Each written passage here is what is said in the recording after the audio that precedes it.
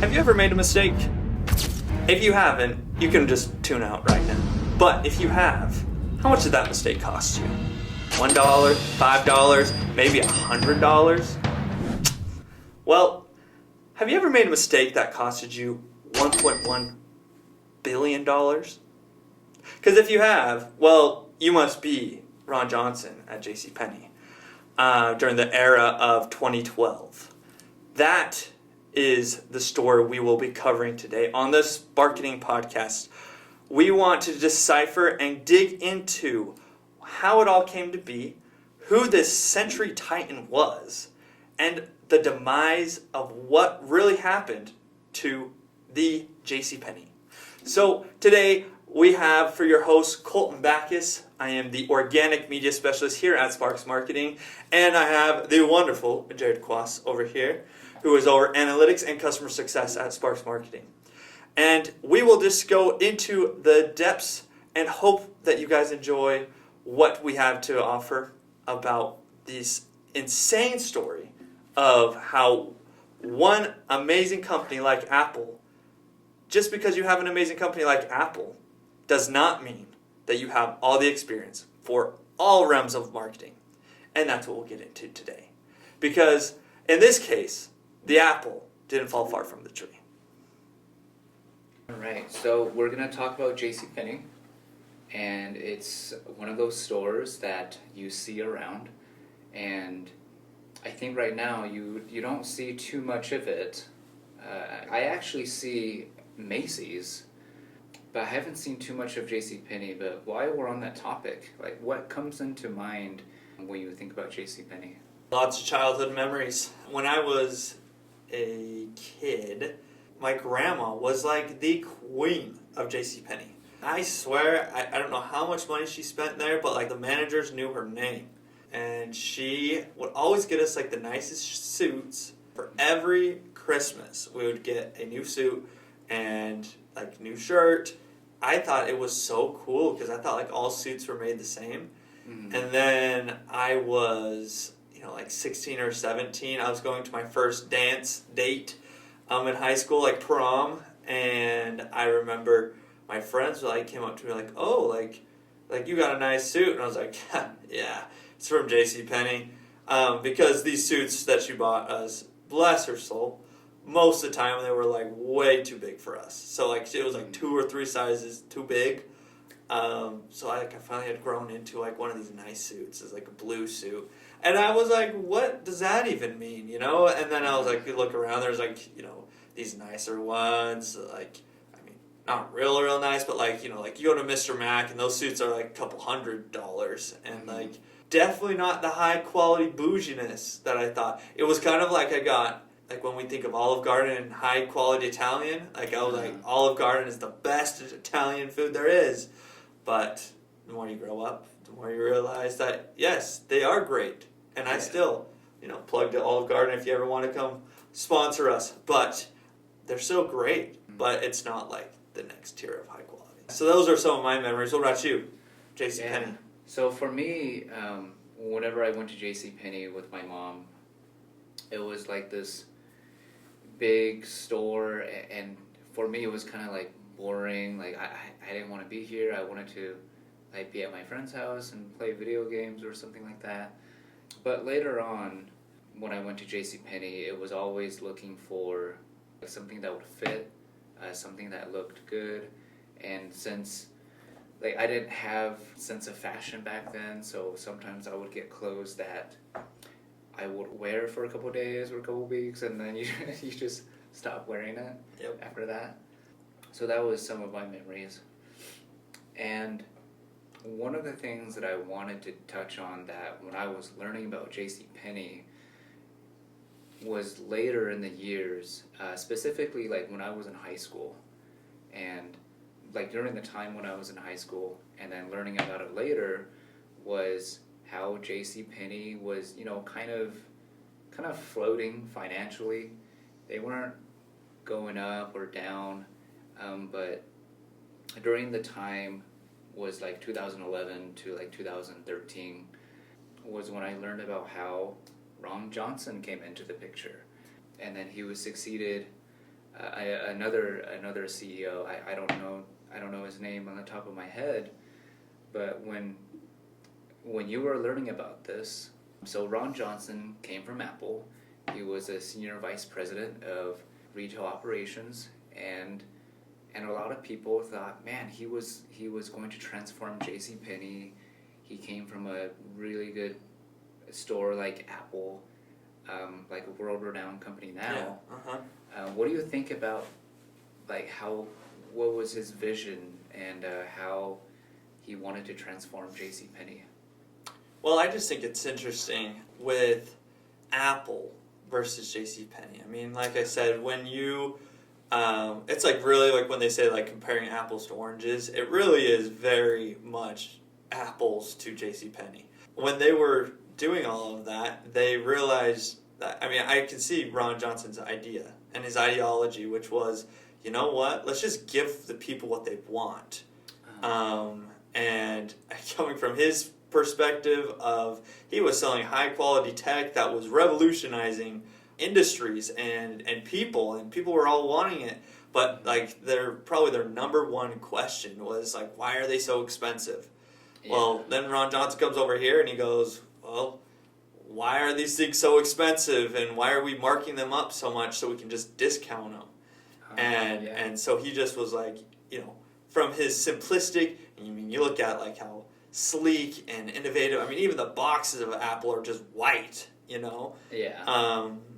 It's like, well, you put all those things together and you can see where he was coming from, but it also was the demise of JCPenney. So yeah, for me, it just didn't translate well because you had like electronics, which, you know, you don't buy on a daily basis, or it just depends on like how much money you have, really. But on a daily basis, I'm not going to like, I need an iPhone today, and then I need a new iPhone next week, and it just didn't translate well with clothes, right?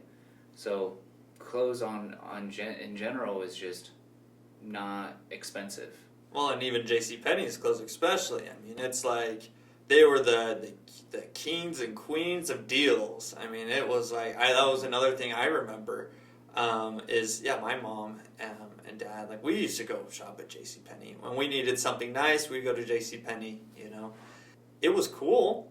Like they had some good stuff, but I always remember like when you walk in the mall, like it's literally on the front of their big windows is just like closeout sale, clearance sale, 80% off, like these outrageous amounts of deals.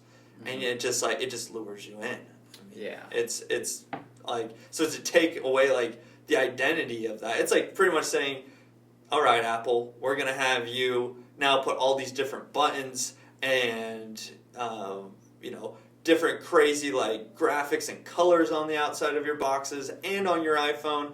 Yeah, like there's so much customization. You can do so much with it, and it's just uniquely you. And it's like, but that's not Apple. That's not their brand.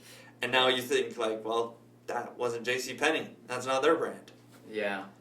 One of the most controversial things that JCPenney did was, there's actually a couple, but one of them that I was listening to or watching about was they got rid of their coupons. And in the articles, it was talking about how like a lot of moms were looking for coupons and they wanted to get the best deals. If they wanted to go to like maybe Walmart or JCPenney or I don't know if Macy's was a thing at the time. Maybe it was. They would go to JCPenney and look for the best deals. And by removing that just hit their profit and revenue really hard. Well, I mean, when you attack your own target audience, I mean, their demographic and the people that their target audience was really just towards people who they wanted high quality, or higher quality clothes, mm-hmm. but at a reasonable price. You know, like I feel like there was this new kind of evolution of even like TJ Maxx and stuff that are really starting to come in, and Kohl's and these other like discount stores that they're trying to bring kind of what JCPenney had, mm-hmm. and just implement it into all these other brands and stores. And I feel like they're actually doing pretty successful themselves. Yeah, because that's their motto. Like, I like going to Kohl's because they had coupons, and if you ever got their magazines, they had this sticker where you can rip off, and you would either get like 15, I think 25 and 30%. And to me, that was like, that's really cool. Like, you get 30% off, and they had like a magazine that you can look through as well, and you can see deals there as well. Yeah, no, it's true. They were one of the top magazine, discounts. Like when it's like, what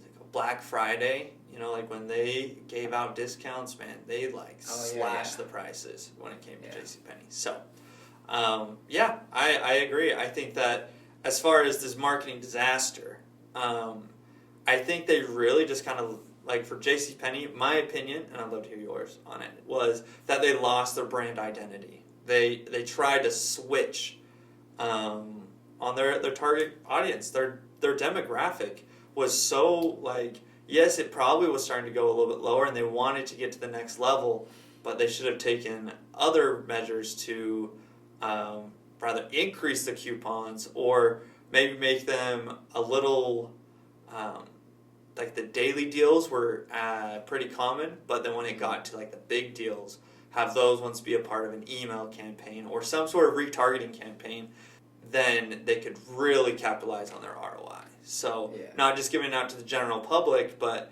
still making the general public feel like they're getting a deal, but their members feel like they were family.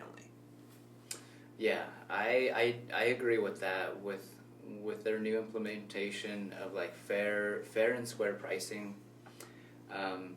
instead of like you have this high price and then you get a low price with a discount, it's just that's the price it is. And I can see how that affects their target audience. When you get rid of that and that's the only option you have, then it's like, dang, like I can't negotiate. There's nothing else. There's no coupon book, and then they're left with nothing else but to go somewhere else. Yep. And like bringing back to the example of Kohl's, like when I go there, you have these digital. I don't know what you call them, but they show the prices, and they will slash out the prices, and a lot of the clothes that you see shows like 50% off or buy one get one free, and you just don't see that at JCPenney during that time. Yep. So moving on, so during that time when Ron Johnson was there, JCPenney lost about 1.5 billion. Whoa. And that's really bad. That's a lot of coupons. So, that is. So from November of 2011, and I think he got fired by the board around January of 2013. Yep. And then they actually brought back the previous CEO. And they wanted him to reverse everything. So they did. But, however, even though everything has been reversed, it, because it's, it's kind of a short time, long time, but, the damage is done, and you're trying to get back the customers, and it's kind of like a lot of people moved on, Yeah, well, like I was saying, like with like TJ Maxx, Kohl's, there's a lot of other discount stores out there.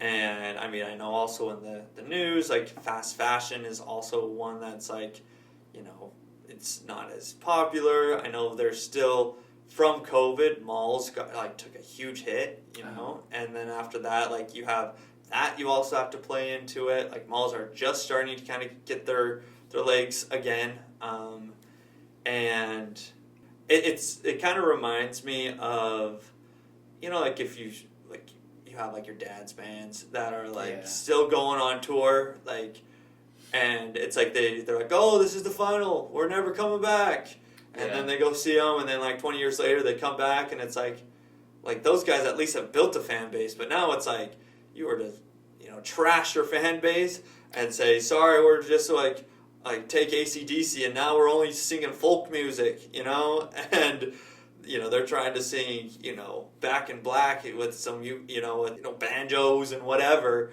Like, that just doesn't fit. And I feel like that applies to a lot of marketing. Like, if you really just jump ship and don't even apply who you, or even really remember your target audience, it's their demise. And so then it's just kind of like, well, they just, we want you back and come back and we're trying to do everything right. Like, we've listened to you. And it's like, well, yeah, you're listening, but, the ship sailed. I found other places that are doing it way better than you, and they actually treat me like a customer, like with my loyalty is there. And so, yeah, I can see them still reeling from this. Question for you, though, is do you think that they will ever get back? Do you ever think they'll come back to the original where they were at JCPenney, and what would it take to come back?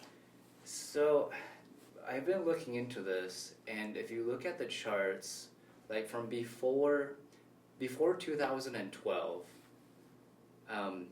their revenue was high, and then after that, if you look on the charts, they went really low, and then after Johnson left, it kind of went up.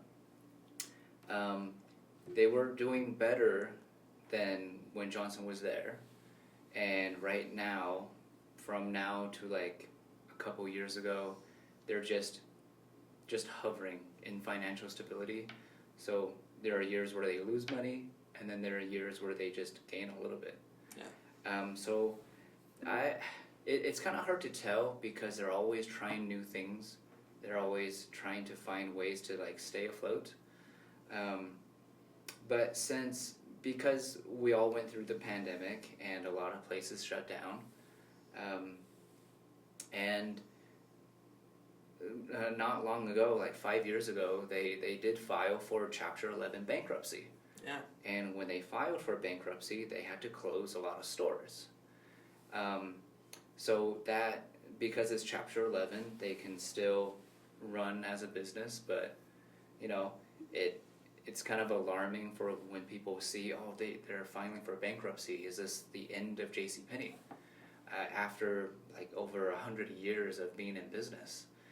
And it's kind of hard to figure out if, we know that they will be there, but will they be the same from before?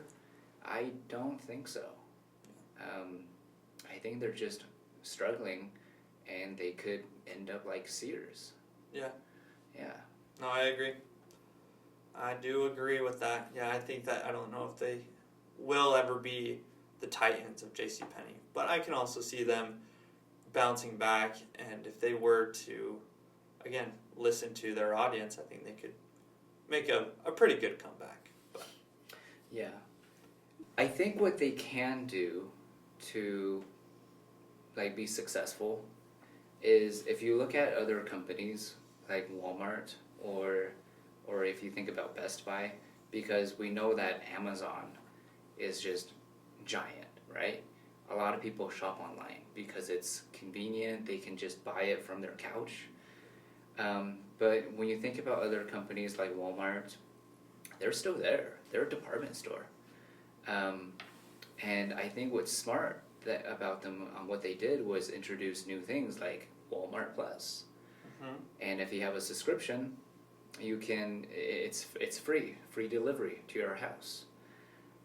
Best Buy is doing other things. I don't really shop at Best Buy because some of their prices are just outrageous. Yeah. But I think what JCPenney can do is adopt some of those ideas instead of, we're still doing coupons, which is good that they're doing coupons, but I think they could adopt some other strategies since we're living in a digital age. So at the conclusion of this, I wanted to talk about during that disaster time period on what they could have done to prevent that. And what I read about during that time was this was an idea that Ron Johnson had. And it was like creating like this avenue and there weren't like people, there weren't kiosks when you go to the cashier, and from what I've heard was that if you needed to check out, then someone could just do that for you right there. And the big part was none of that was tested. They just went for it. Like they didn't have, hey, let's beta test this to see how our target audience feels about it. And so for me, that was a big part. Was why didn't you guys test it out before, instead of just in every store on a national level, we're just gonna do this, you know?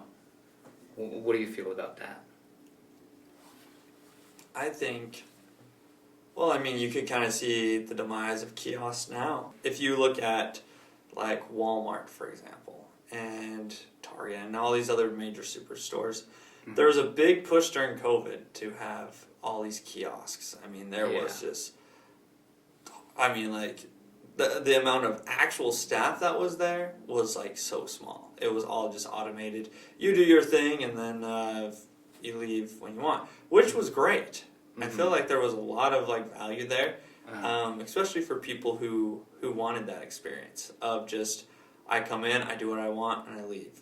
But I heard somewhere else that the kiosks actually, the amount of shoplifting increased by I don't even know how much, as well as they called it like silent shoplifting, where they don't even like recognize that they're taking things or they forgot to scan or whatever, just because nobody was there, and so they just kind of were going about their day, and then I guess I threw another pack of hot dogs in. I mean, I left. I don't really want to leave or go back in, and so like even Walmart, I think they even talked about like downsizing all those things and actually just enhancing the human experience a little bit, because I think everyone went so far away when it came to, COVID, 6 feet to be exact, that then trying to get people back together was kind of a challenge, and I think a lot of people are seeing the side, like the effects of that. And I even can't remember where I heard it, but there's actually like a spot, like I think it's a smaller market, not like a Walmart, but a smaller, bigger chain, like medium size, that they actually pride themselves on not having a single digital kiosk, because like for all these kind of the seniors and people who are even like living alone and whatever, they kind of like that interaction, even if that could be like seriously their one interaction a day is going to Walmart and talking to somebody and being pleasant with that person. So I think the kiosks, to go back to JCPenney now, I think the kiosks, again, they were trying to be edgy. They tried to be on like the cutting edge of department stores. And again, I think innovation, planned innovation, and like taking like good risk is always great for business. But if you're doing stuff that is going against the grain and you're just going to say we're doing it and we don't care what our customer base is about, well, of course you're doomed. So. Yeah, exactly. I think